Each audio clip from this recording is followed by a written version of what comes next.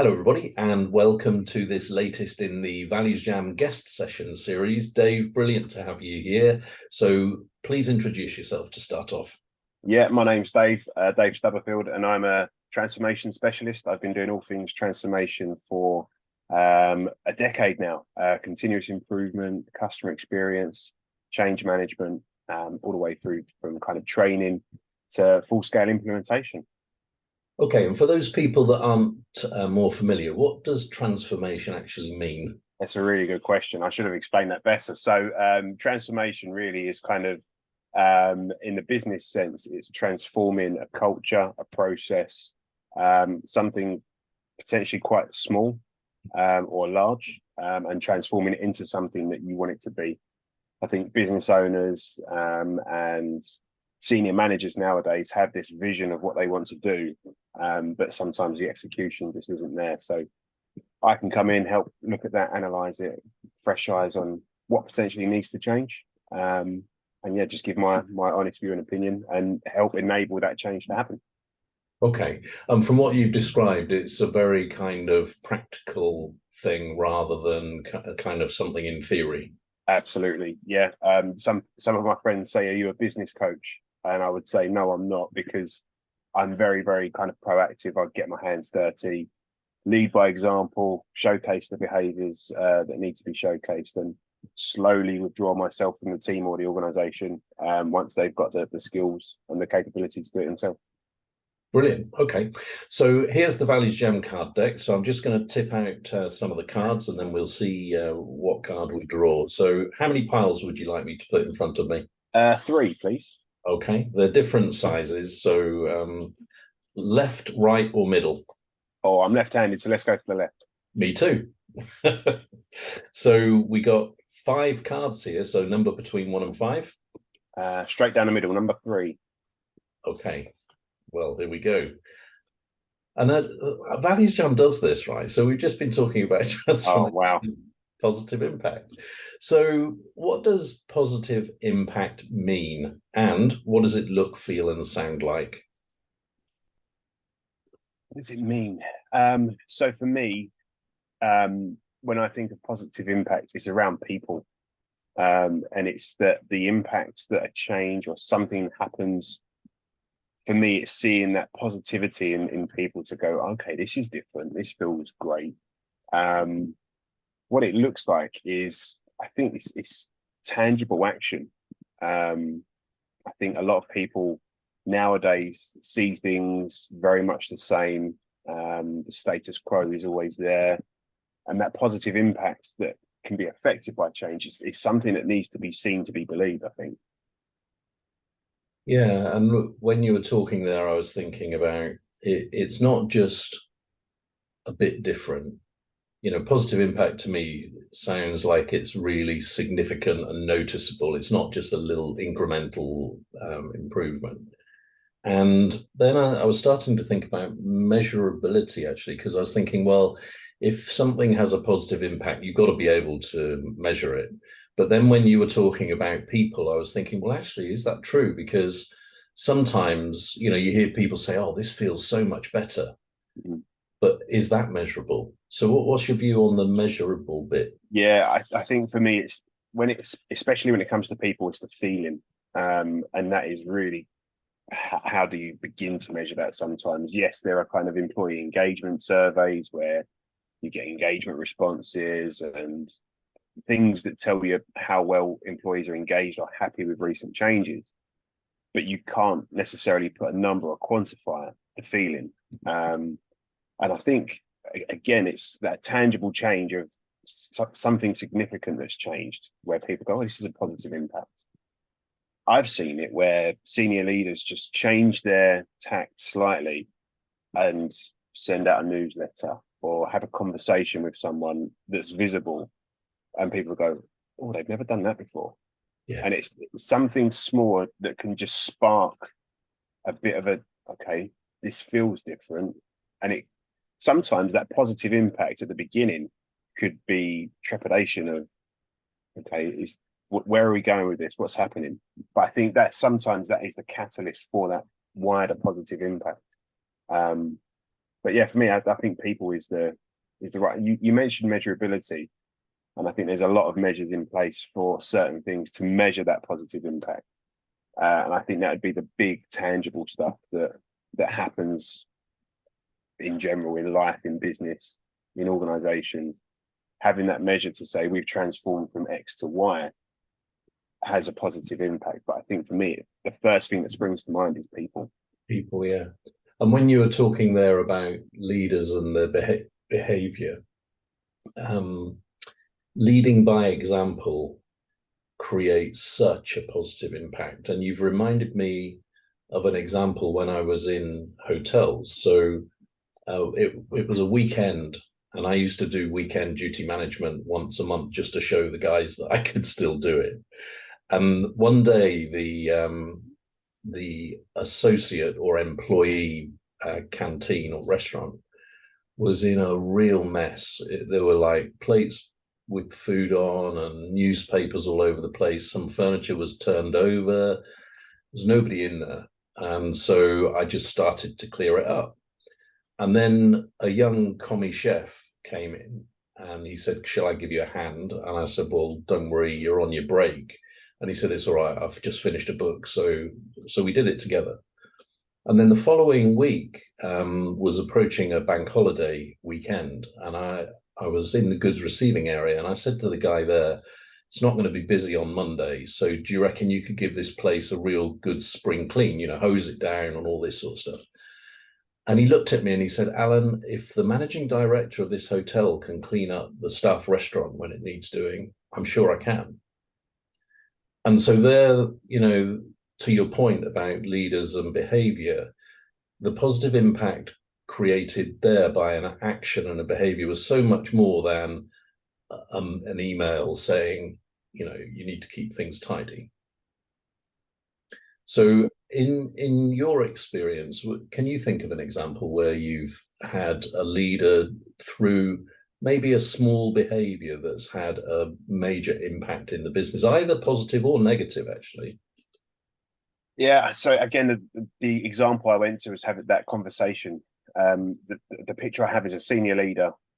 So in the world of continuous improvement, we try to engage senior leaders to go down to the shop floor to see how people work, what they do, find out if they've got any problems that they can help to resolve. So coaching a senior leader to kind of educate them to do this, they took it upon themselves one day to go and see the team, visit them. And it was almost like school assembly. People sat up straight and kind of, what's going on here? And initially it was that kind of, this is new. Is this going to be the new normal? Is this just a one-off? Who else is visiting? Is there someone observing? But the conversations that day were quite eye-opening for the senior leader to say, well, we've got this issue, but it's okay, I've got a workaround. But he's going, no, that shouldn't be the case. So let me take that away. I'll escalate it and we'll see if we can get something fixed. A few days later, the senior leader sends an email out saying, fix that problem, all sorted. In the grand scheme of things, it was very, very minute. It wasn't a big problem. It wasn't anything that was going to cause a major incident. It was just kind of that little niggle that in the process it goes, oh, I've just got to go around the houses a little bit. And that feeling within the team, as a member of that team, I was hearing the chatter and I'm really pleased with how that's worked out. And the questions were, can we go to him for more problems? And someone else then said, well, I've got an idea. Maybe I can present my idea to him as well. So it just sparked just a bit of a fire in people to go, okay, well, there's more change that we could probably affect here. So that simple interaction. And again, that's the power of continuous improvement. If you've got that framework there, that structure where you kind of entice the senior leaders to engage with the teams, who knows what can happen? And so for me, that's the positive. I've also seen that in a negative light. So senior leader goes, visits the team, gets some information, but then does nothing with it.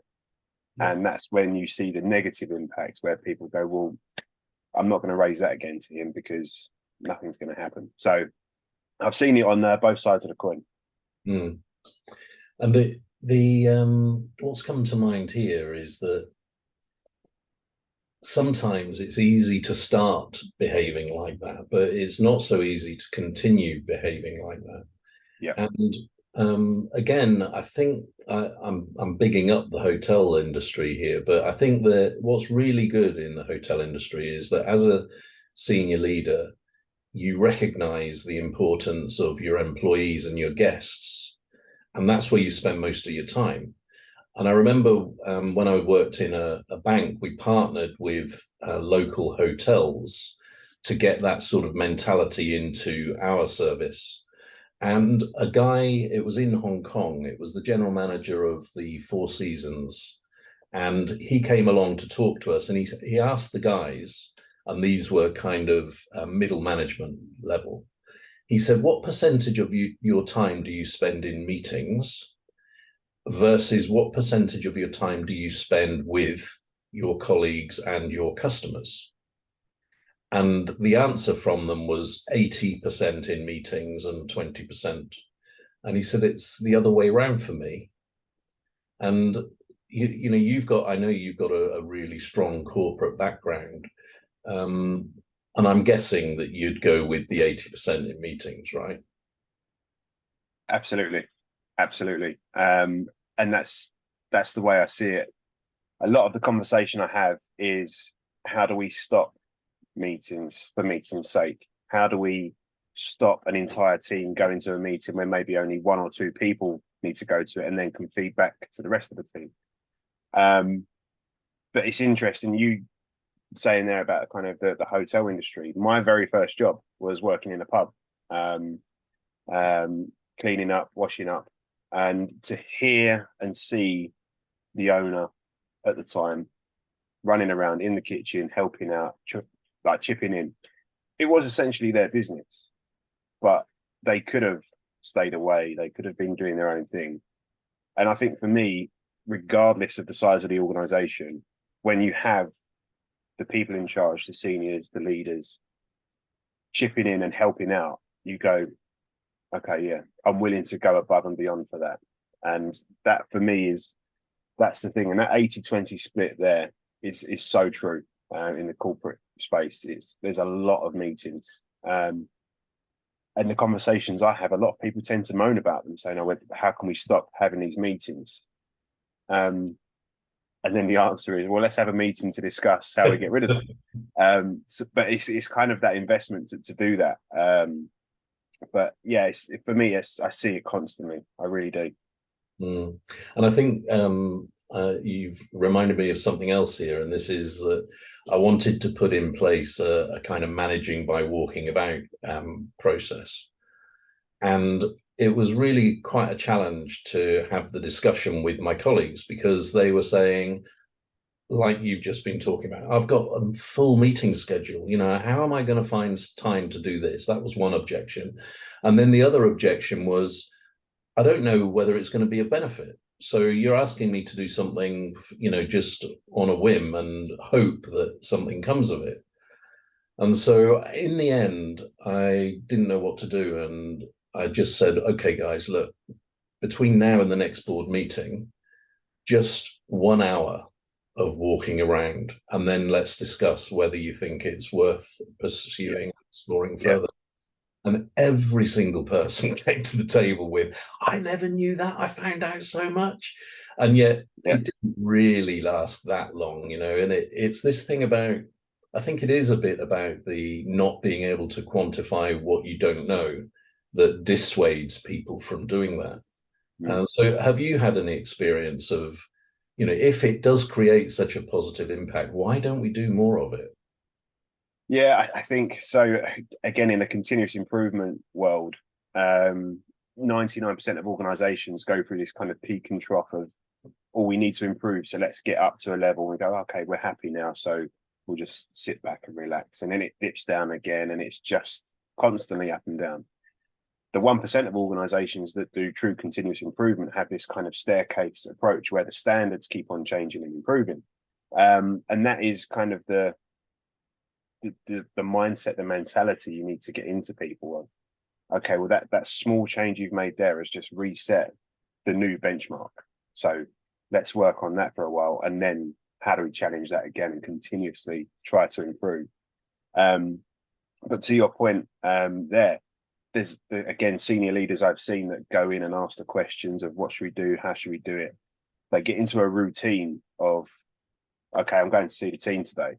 They've got their standard questions that they ask, and then they kind of fall short themselves by going, okay, well, I've ticked that box, I've done that now. So what was quite innovative and this is different then becomes part of the routine. So it's trying to keep it so it's fresh and new all the time, which can be a challenge, but that's all part of that sustainability piece of how you keep it going in an organization. And I resonate with what you've just said there, because like you just explained, often an idea when it's new is fresh and exciting, but then you need it to become a process. But by going through that journey, it loses the excitement bit. Yeah. So can you think of an example where something has been sustained over time, where it was, something that was put in, systematized, but still kept fresh? Yeah. So again, a continuous improvement in the BT space has always had kind of bronze, silver, gold levels of this is what good looks like for each of these different steps. And if you break it down, you have got kind of that staircase approach where you can go, right, okay, well, if I do this, my next task is to get to here. So that's great.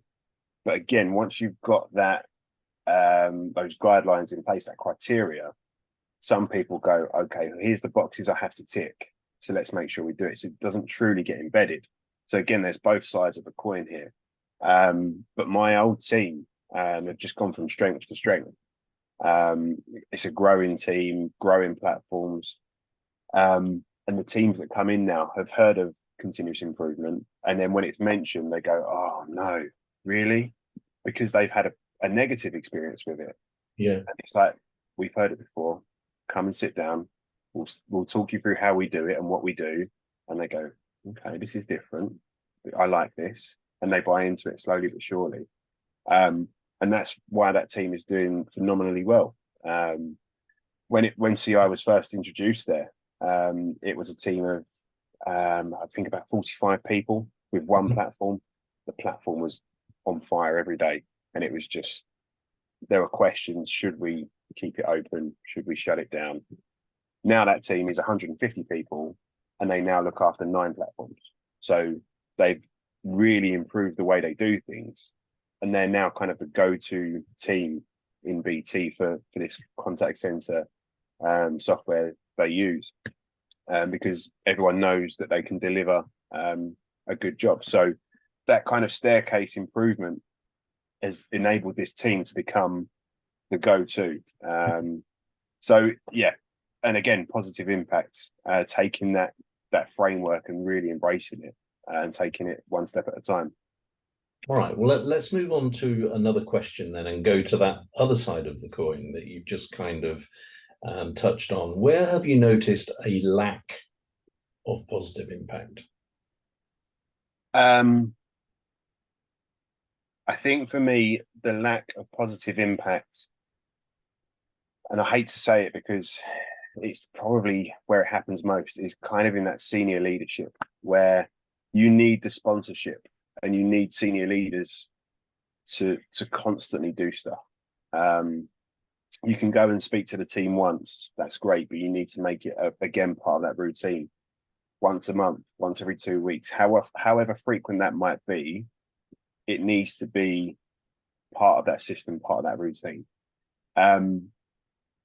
Where it falls short for me is where sponsors, senior leaders say, I'll do that, I'll get around to that, and it doesn't happen. So you might have teams waiting there going, okay, we've been told we're going to be going on this journey, we're doing something's changing, whatever it might be. Often there's some form of communication to say something's happening, but it never materializes. So I would say that's where it falls short, and that's where people start to become cynical So when that change goes, oh, we're going to do this, and that initial change happens, that catalyst where people go, okay, that's not happened before, but is it just going to happen once? And it's sitting on the edge of kind of, yeah, I believe it when I see it a little bit more. So for me, that's where that kind of positive impact can fall short. Really, is the buy-in or lack of buy-in sometimes from senior leaders. So last week I was facilitating a workshop where we're looking at contracting the sponsors, what they need to do, the behaviours they need to showcase, and we got them to think about what we should be portraying as a team, but also what the team wants to see from the senior leaders. So it's kind of taking values, behaviours, and what do they mean to us? What should they mean for the team? So that was a really interesting exercise, taking a few words at a time and then playing back. And the buy-in was fantastic in the room. And I've now got a job to continue taking that forward, to develop something that's tangible, meaningful, that when the team can read it, they go, okay, I can see that that's been agreed and people have signed up to that. So I would say that's probably one of the areas where it falls short more often than not. People see it as a good idea, but there's no substance to it. There's no real structure behind it sometimes. Yeah, and I've seen that too, where, and you talked about buy-in at a senior level, and I think I'd add to that a demonstration of that buy-in, because you can be bought in, but if you don't actually do anything that's visible in the business, then people really don't know. Yeah. And I talk about the leadership shadow, which is the more senior you go, the longer the shadow you cast, and that can be positive or it can be negative, and it can be in the smallest behaviors. And I saw a post on, it must have been LinkedIn last week. It was a teacher, and he said head teacher, and he said he always parked his car in the space furthest away from the entrance to make the point that he was leaving spaces for other people to park a bit nearer. And him doing that every day really sends a strong signal about the style of leadership. And equally, the head, who is a slightly different character and who has their own personalized bay right next to the entrance, that says something about them as well. Yeah, it does. And it's interesting because for me, it's those demonstrations of values and behaviors are sometimes very, very subtle, that it's not until you look and sit and go, do you know what? I've just noticed that person's done that, positive or negative. And sometimes it goes unnoticed. And it's not until after a while where you sit back and you go, wow, things have changed around here. Why is that? And again, that's sometimes where the communication of we're going to change this, and then it doesn't really pan out as fast as people may hope or at the kind of scale. Whereas if it's more kind of, we're going to do this, I want to lead by example, demonstrate these behaviors, and it's people just start to do things automatically and it grows organically, it becomes a bit more sustainable from there, because it's bought into the culture of what happens, really. So yeah, I completely agree with that. What do you think about this? Because you've made me think about how, apart from and we're talking about leaders here, but apart from the behavior itself, there's something magical that happens when a leader is more human rather than just their role and the professional role that they perform.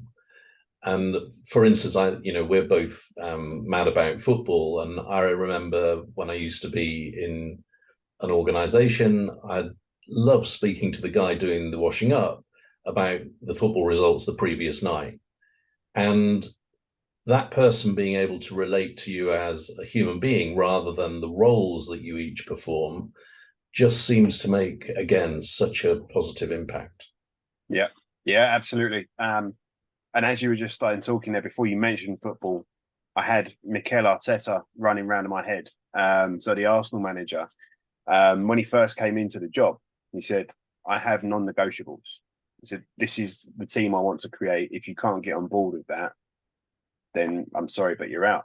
And we've seen a few players come and go in that time that didn't play ball, excuse the pun. And then he has just transformed the club into with this winning mentality. But at the same time, in recent weeks, it's come out that one of the players and his partner had a miscarriage.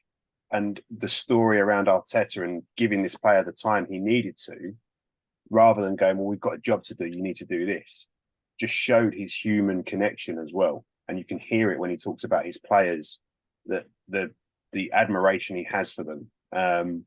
So I think that in that sense, in the world of football, you've got this leader here that says these are the rules, but in return, this is what I'll give you as well. And I think a lot of leaders could learn from that. Yeah, and so in ValuesJam, what happens a lot, I've found, because obviously I have a lot of them, is that very frequently you find yourself remembering things or recalling a situation. We've done it a couple of times already today, but you've just done it to me again on this point around relating a business situation to more personal circumstances. And it was a day when we were really busy in one hotel, and the housekeeper, so the housekeeper is the person who makes sure that all the rooms gets cleaned, and they have a team of people to do that. She came and she said, one of the team has said that her child's not very well and she wants to go and collect them from school. But we're full tonight, and we're not going to be able to get the rooms done. And so I don't know what to do. I don't know whether I should let her go or whether I should make her stay. So I just said to her, if this was you asking me to go and collect your child from school because they were sick, would you like me to let you go, or would you prefer me to ask you to stay? And she said, okay, you don't need to say anything more. I'll get the room sorted. And she went and did it.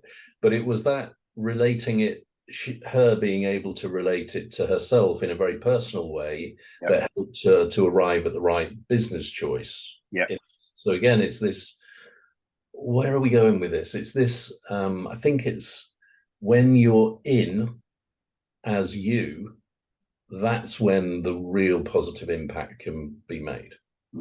Yeah, agree. And just again, back to business, thinking about one of my old managers. And I think to this day, I'd probably say he's probably the best manager I've had for how he managed every individual. He had time for absolutely everyone. He appreciated everyone's different circumstances, whether that was circumstances at home, circumstances at work, with learning new products, skills, whatever it might have been. He was just aware of everything, and he let you speak. And when you finished speaking, he sat there in silence and kind of taking it all in. But I think, again, he was just allowing extra time if there was anything else that anyone wanted to add, rather than jumping in on top of it. And he was fantastic for that. I mean, technically sound as well. He was phenomenal at what he did. But from a people point of view, absolutely phenomenal. And I've had managers come and go since that haven't been bad, but the boundary was set there, the benchmark was set there, that this is the level you need to get to. And that for me is what resonates for me. So when I deal with people, I just think of this guy and I think, what would he do in this situation? How would he manage that situation? Because for me, he was the best. And I would always relate back to that in any situation where it could be a tricky conversation, or it's how do you influence someone to get something to someone to do something. And I just always go back to him, always. That's a great story. And it's what you're making me think about here is how in organizations we do look to make things systematized, which is understandable. But the weakness with that is that there's an assumption that everybody is treated the same and needs to be treated the same. So that this is where the value of the person who understands difference between people comes in, because they're able then to use the strength of the system when it is needed, but then also make allowances for differences when they're recognized, which the system doesn't do. Yeah. So you kind of, I think you're highlighting the reason why people that are strong in that area are able to create such a positive impact where they are. So in ValuesJam, there's also an opportunity for us to create our own questions. So I'd like to invite you to do that now. So ask your own question about positive impact. So it can be a who, what, where, when, why, or how question. And this is to you, is it? It's to us. So, you know, Right, you can either answer it first, or I'll answer it first, whichever way. Okay. I would say my question would be, apologies if you can hear the dog as well. Yeah. That's the postman just coming now. All right. Well, I hope he survives, the postman, I mean. Well, I hope the letters survive, to be honest. Okay, that's giving me a bit more time to think about my question as well. Positive impact. I would say, is there a recipe to provide a positive impact all the time? Okay, so can I translate that into an open question? Of course you can. What is the recipe to create impact all the time? That's a great question. So I don't know that I can say that there definitely is. All I can share is from my personal experience. But I think the way that I know that I've been able to have positive impact is, and this is funny because we're coming round in a circle here to where you started with positive impact, and that's people. And so right from day one in a job, I always focus on giving frontline people something better than they had before, and pretty quickly. So you remember I talked about how that employee canteen was upside down. In that job, within a month of starting, I had the chef committed to upgrade the standard of the food that was served in there. And we invited employees to come in their free time to help us redecorate the place. And we had 2 graduate placement students each year. And so one of their briefs was to run it like a P&L and keep the records and the customer satisfaction, all of that. Yeah. And then the other one I remember, this is a bit weird, but you know the headmaster with the car, that story that I told just now. So on my first day, and just to paint the picture, this is a beautiful Jacobean manor house with a big circular drive at the front and no parking at the front except rare situations. And so I went and parked up in the car parks, kind of amongst the trees, and walked down. And the doorman said, "Welcome, Mr. Williams. We knew you were coming, and you do know that we can park your car for you, don't you?" And I was like, "You don't need to do that. I can park my car." And he said, "Well, your predecessor used to arrive every morning, jump out of the car and throw the keys across the reception area to be caught." It's like, well, we're different people, right? But can you imagine people working, and that's what happens to them when this guy arrives first thing in the morning? It's going to encourage the best. So I think to relate to people on a human level and give them something better than they had before is part of the recipe, if not all. What ingredients have you got to add into that then? I think, again, it's people. And that was part of my reason for the question. And it was previous conversation where I was thinking about a piece of work I'm doing at the minute where I'm helping an organization with their customer experience journey, and they're making calls proactively to customers, and they've got this script that they're following. And I was like, that's fantastic. But what if that person you phoned answers and they're time poor? They have answered thinking it might have been something else. Are you going to run through that entire script? Are you just going to ask one question? How are you going to do that? And there was, at first, it was, we haven't considered that. So, okay, well, let's consider it now. What does happen? Like, imagine you got a phone call. You're just about to run out the door. You answer it because you think it's someone else. Straight away, you might turn around and say, can you call me again tomorrow? But that person might go, okay, yeah, I've got some time, thinking it could take 2 or 3 minutes. But if you've prepared an 8 to 10 minute script conversation, you could be winding that person up, and it could be, who are you again? What company are you calling from? And it just could sow a seed of doubt if this is the right thing to be doing. So I said, you have to be aware of what other people might be doing. And they've kind of got versions of scripts now where it's tailored, and everyone's got their own version of that as well.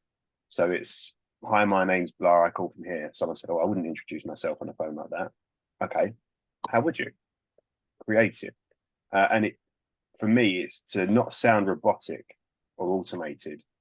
It's to just show that you're human. So if there's any technical issues, anything that's, there's questions about the product or anything about sales, you don't have to answer that question.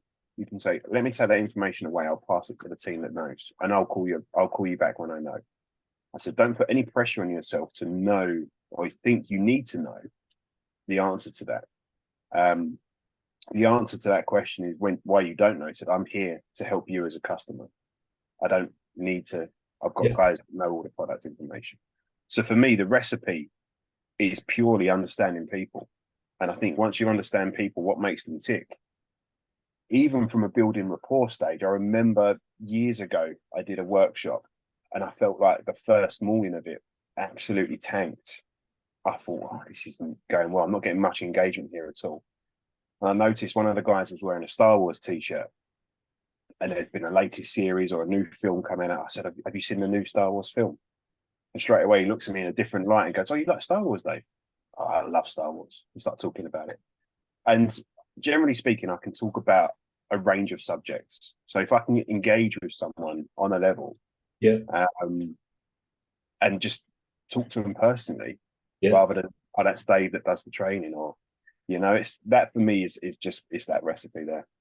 Yeah. So I think you've touched on two specifics there for me. So one is opening up and being yourself, and allowing people to see you as a person rather than the role that we've mentioned before. And then when you were talking about tailoring the way you behave to a certain situation, I couldn't help but let the word context come into my mind. Yeah, absolutely. And then I guess I'm thinking to add another one as well, actually, and that's to be in line with either your personal or your organizational values. Because, you know, if you think about, let's take a customer service situation, and if, let's say the organization is, let's say, a German automotive brand. And so here it's all about being really efficient. Whereas if the brand was, let's say, a media company, then maybe it's less about being efficient and more about being seen as trendy and current. So I think the chance of positive impact is actually increased when the behavior is in keeping with the style that it's supposed to be, rather than kind of falling off brand.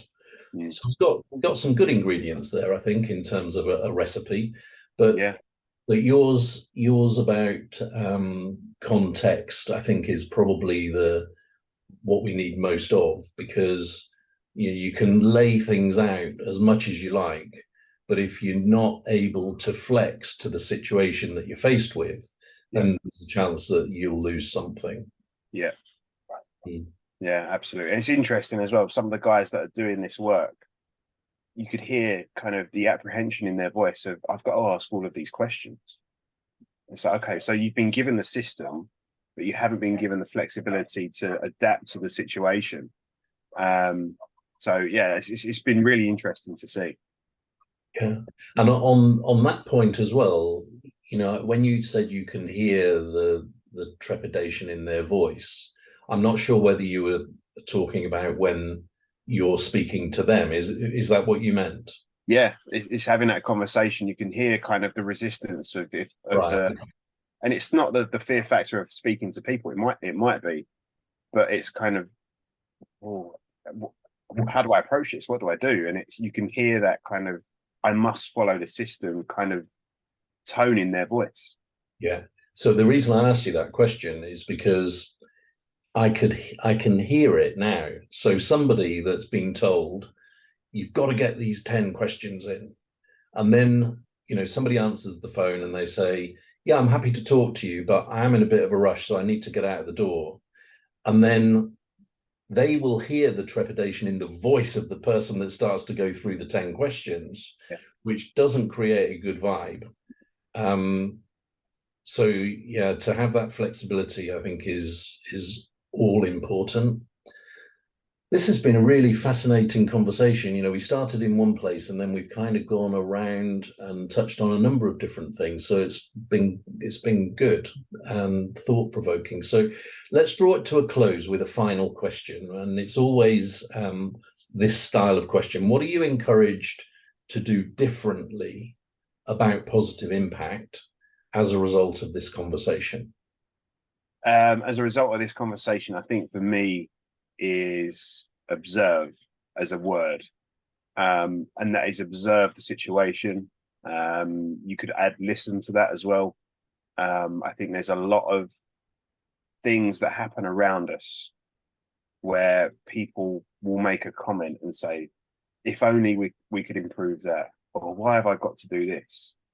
It doesn't take a direct interaction for someone to come and make that suggestion. If you have the ability to make something happen and you go, okay, yeah, this kitchen is a mess, for example, I can get up and do that. That's no problem at all. It's making that change happen to have that positive impact. I think a lot of people sometimes are too invested in what's in and around them. So the complaints that others may have around them, they hear them, but they don't really listen to them. And I think if we can create environments where everyone's aware of, I don't know, end-to-end or personal stories, it could be someone likes to sit near a window, whatever it might be, there's going to be small, tiny little things that people say, people do.